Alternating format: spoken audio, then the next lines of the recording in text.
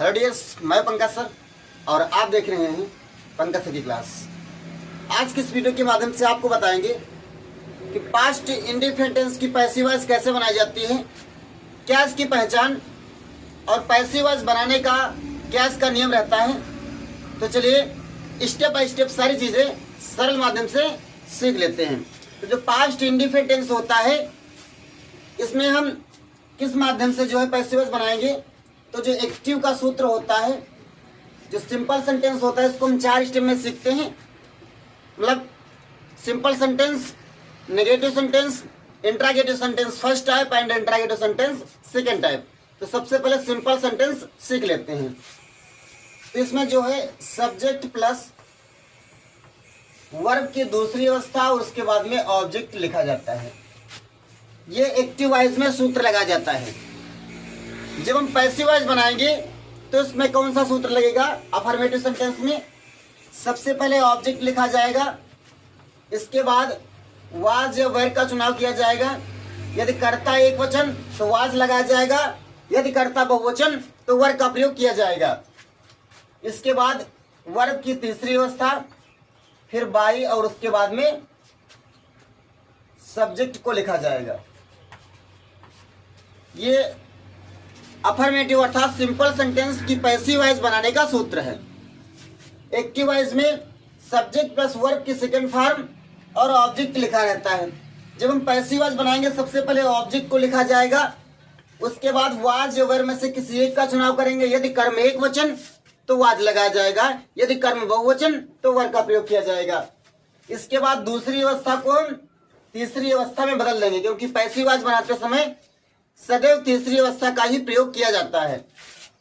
इसके बाद बाई लगाया जाता है और उसके बाद में सब्जेक्ट को लिखा जाएगा। ये पैसिव वॉइस बनाते समय सूत्र इस्तेमाल किया जाएगा। चलिए एग्जाम्पल समझ लेते हैं कैसे हम पैसिव वॉइस बनाते हैं। फॉर एग्जाम्पल जैसे सी sang a song, अर्थात उसने गीत गाया या वह गीत गाती थी। अब इसमें सी ए करता है, sang माने गाया अर्थात सेकेंड फॉर्म गाना की है, सिंग sang संग सिंगिंग होता है। ए आर्टिकल है और सांग इसके माने गीत होता है। ये कर्म है। तो हमने आपको बता रखा है कि कर्ता को कर्म के और कर्म को कर्ता के स्थान पर रखा जाता है। तो इसको पहले लाया जाएगा, इसको बाद में, और ये अपनी जगह पर हो जाएगा। तो यहाँ पर ये सांग इस जगह पर हो जाएगा, ये सॉन्ग। अब ये सांग एक वचन है इसलिए इसमें वाज लगाया जाएगा। यदि यहाँ पर बहुवचन होता तो वैर का प्रयोग कर दिया जाता, इसलिए ये सॉन्ग वाज। अब यहाँ पर लिखा है सेइंग, ये सेकेंड फॉर्म लगाई गई है क्योंकि पास्ट इंडेफिनिट के अफर्मेटिव सेंटेंस में क्रिया की दूसरी अवस्था लगाई जाती है। अब इसको हमको बदलना है तीसरी अवस्था में। तो सेइंग की थर्ड फॉर्म होती है संग। अब इसके बाद में सी लिखा है तो सी को जब हम इधर लाएंगे तो इससे पहले हो जाता है बाई और सी क्या हो जाता है हर। मैंने आपको बताया था यदि यहाँ पर सी लिखा है तो सी का हर होता है, यदि यहाँ पर ही लिखा है तो ही का हिम होता है, यदि वी लिखा है तो वी का अस हो जाता है, यदि दे लिखा है तो दे का देम हो जाता है, यदि वी लिखा है तो वी का अस हो जाएगा, ये लिख रहा हूं। यदि यू हो जाएगा तो यू का यू ही रहता है।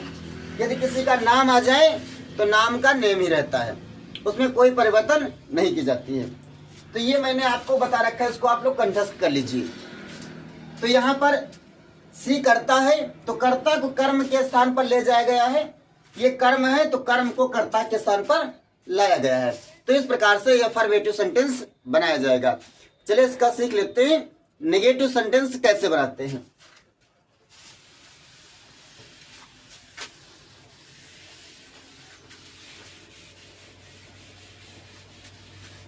तो जो नेगेटिव सेंटेंस होता है उसमें क्या सूत्र रहता है एक्टिव वॉइस में, और उसके जब हम पैसिव वॉइस बनाते हैं तब उसमें हम कौन सा सूत्र लगाते हैं।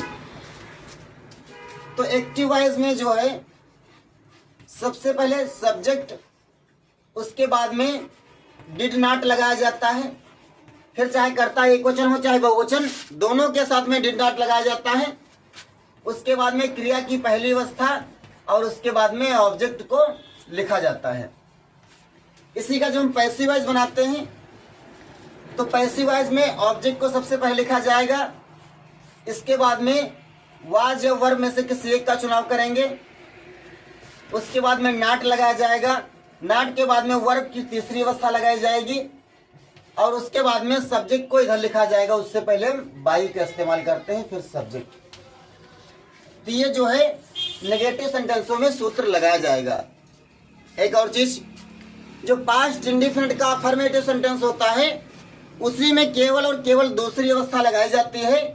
बाकी जितने भी टेंस होते हैं, negative interrogative first and interrogative sentence second type, तो उसमें जो है क्रिया की पहली अवस्था ही लगाई जाती है। तो चलिए सीखते हैं इसको कैसे बनाते हैं। He did not go to market. अब यहाँ पर जो मार्केट आया हुआ है ये कर्म है, ये जो ही आया हुआ है ये सब्जेक्ट है। तो मार्केट को हम आगे लाएंगे, ही को सब्जेक्ट को इधर ले जाएंगे, तो मार्केट को जब आगे लाया जाएगा तो हो जाएगा द मार्केट। इसके बाद में मार्केट कितना वचन है? एक वचन। तो मार्केट जब एक वचन है इसलिए वाज लगाया जाएगा, तो हो जाएगा द मार्केट वाज। मार्केट एक वचन है इसलिए वाज लगाया गया है। यदि मार्केट बहुवचन होता तो यहाँ पर वेयर का चुनाव कर दिया जाता, तो हो जाएगा द मार्केट वाज। नहीं लिखा है इसलिए नॉट लगाएंगे, मतलब नॉट का नॉट ही रहता है। वो इसमें जो है फर्स्ट फॉर्म दी रहती है, और पैसिव वॉइस बनाते समय सदैव थर्ड फॉर्म का यूज किया जाता है, इसलिए हो जाएगा gone. Gone by. The market was not gone by. ही लिखा है तो ही का इधर क्या हो जाएगा? हिम हो जाता है, तो इसलिए हो जाएगा हिम। तो इस प्रकार से बनाया जाएगा। He did not go to temple का पैसिव वॉइस जब बनाएंगे the market was not gone by him हो जाएगा। तो इस प्रकार से नेगेटिव सेंटेंस बनाए जाते हैं। चलिए एक और एग्जांपल समझते हैं। जैसे वी डिड नॉट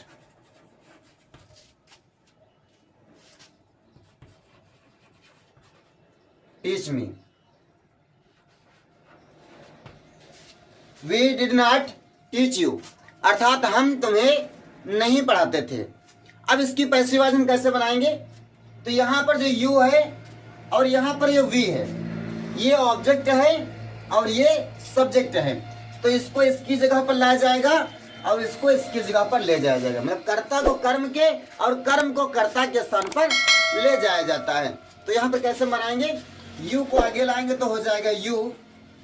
अब इसके बाद में यू बहुवचन है इसलिए लगाया जाएगा वेयर नॉट, तो हो जाएगा यू वेयर नॉट। अब यहाँ पर टीज की जो थर्ड फॉर्म होती है टाट। वी लिखा है इसलिए अस हो जाएगा, तो ये हो जाएगा यू वेयर नॉट टाट बाई अस। तो इस प्रकार से ये जो है नेगेटिव सेंटेंस बनाए जाएंगे। चलिए सीख लेते हैं इसका इंट्रागेटिव सेंटेंस कैसे बनाया जाता है।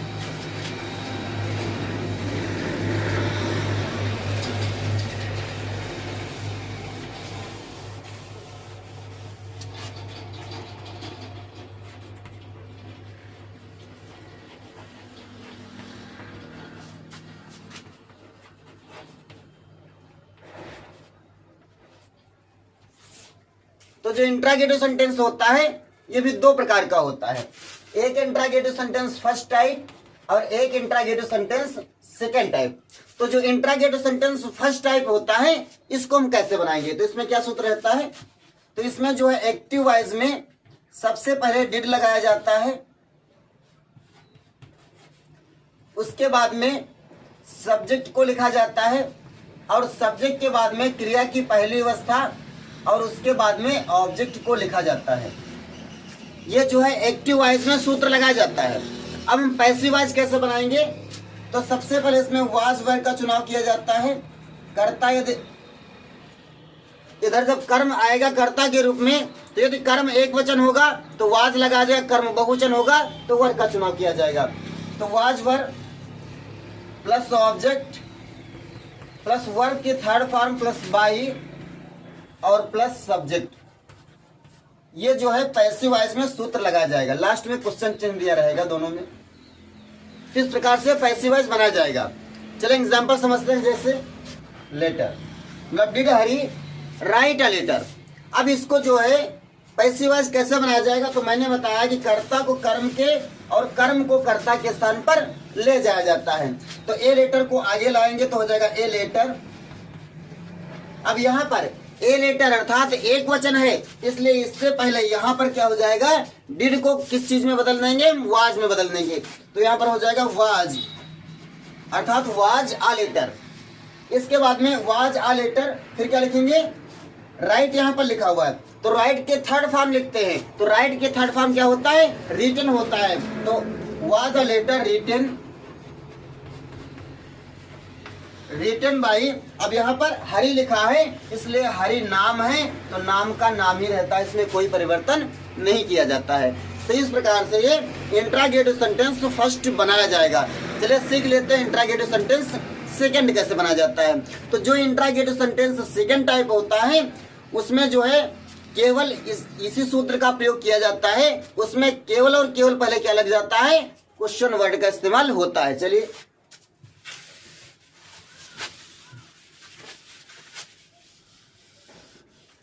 अब इसमें जो है इंट्रागेटिव सेंटेंस सेकंड टाइप में क्या होता है, इससे पहले क्वेश्चन वर्ड जुड़ जाता है। तो यदि इसमें क्वेश्चन वर्ड होगा तो इसमें भी क्वेश्चन वर्ड आ जाएगा। बाकी सेम प्रोसेस रहता है, कोई इसमें दिक्कत वाली बात नहीं है। मतलब जो इंट्रागेटिव सेंटेंस फर्स्ट में होता है, सेम सूत्र उसमें भी रहता है। केवल फर्क इतना है कि इसमें क्वेश्चन वर्ड पहले आ जाएगा, तो हमको पैसिव वॉइस बनाते समय क्वेश्चन वर्ड पहले इस्तेमाल कर देना है, बाकी सब सेम रहेगा। For example go to temple, मतलब why did Sita go to temple. अब इसकी पैसिव वॉइस कैसे बनाई जाएगी, तो व्हाई जो है ये अपनी जगह पर व्हाई रहेगा। इस डिड को हम किस चीज में बदल देंगे, बदला जाएगा वाज या वर में। तो यहां पर टेम्पल कितना वचन है, एक वचन है। तो जब एक वचन है इसलिए क्या लगाया जाएगा, वाज लगाया जाएगा। वाज द टेम्पल, तो हो जाएगा why was the temple, why was the temple. अब इसके बाद में जाना की थर्ड फॉर्म लगाई जाती है, तो हो जाएगा गान। तो व्हाई वाज द टेम्पल गान बाई, अब यहां पर क्या है, सीता, इसलिए हो जाएगा सीता। तो इस प्रकार से इंट्रागेटिव सेंटेंस सेकंड बनाया जाएगा। तो आप इंट्रागेटिव सेंटेंस फर्स्ट याद कीजिए, सेकंड याद करने की कोई आवश्यकता नहीं है। जो इंट्रागेटिव सेंटेंस अर्थात जो इंट्रागेटिव वर्ड होते हैं वो पहले आ जाएंगे, तो हमको पैसिव वॉइस बनाते समय भी वो वर्ड पहले लिख देने हैं, बाकी सब सेम प्रोसेस रहता है। तो आई होप ये वीडियो आपकी समझ में आया होगा। यदि वीडियो आया पसंद तो वीडियो को कीजिएगा लाइक, चैनल को कीजिएगा सब्सक्राइब, ताकि ऐसे आने वाली वीडियो की नोटिफिकेशन आपको मिले।